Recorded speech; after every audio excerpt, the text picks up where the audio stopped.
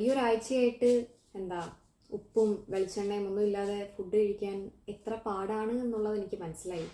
ഒരു റാൻഡം ആയിട്ടുള്ള ഒരു ഈവനിങ് വന്നിട്ട് ഇനി ഇതൊന്നും കഴിക്കാൻ പറ്റൂല എന്ന് പറയുമ്പോഴത്തേക്കും I know how difficult it is. പക്ഷേ നമ്മുടെ ബോഡിയാണ്, നമ്മുടെ ആവശ്യമാണ് അതിനെ ഹീൽ ചെയ്യിക്കുക എന്നുള്ളത്. അതുകൊണ്ട് എന്തായാലും അത് ഫോളോ ചെയ്തേ പറ്റുള്ളൂ. സോ ഐ ടെൽ യു ഞാൻ എന്തൊക്കെ കഴിച്ചു എന്നുള്ളത്. ഞാൻ ഒരുപാട് ഫ്രൂട്ട്സും ഒരുപാട് തൈരും കഴിച്ചിരുന്നു.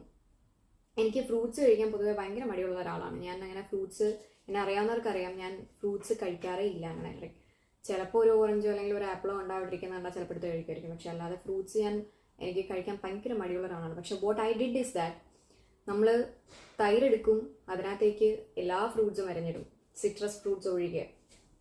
ഞാൻ എന്തൊക്കെയാണ് കഴിച്ചതെന്ന് വെച്ചാൽ ആപ്പിൾ കഴിച്ചു, പേർ കഴിച്ചു, പീച്ച് കഴിച്ചു, സ്ട്രോബെറീസ് കഴിച്ചു, ബനാനാസ്, മാംഗോസ്, വാട്ടർമെലൺ. ഇതെല്ലാം തൈരിലേക്ക് ഇട്ടിട്ട് കുറച്ച്, ഇഫ് യു വോണ്ട്, നിങ്ങൾക്ക് മധുരം വേണം എന്നുണ്ടെങ്കിൽ you can add some honey into it.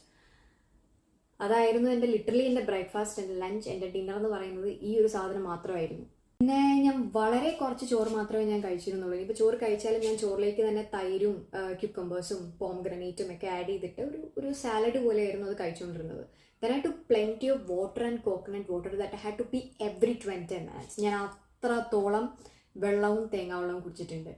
Then I took vegetable soup. എനിക്ക് തന്നെ സൂപ്പ് എന്ന് പറയാൻ പറ്റുമെന്ന് എനിക്കറിയില്ല. നമ്മളെന്താ ചെയ്തതെന്ന് വെച്ചാൽ എല്ലാ പച്ചക്കറികളും എടുത്ത് വേവിച്ചു, കുറച്ച് വെള്ളം എടുത്ത് വെച്ച് അത് വേവിച്ചു.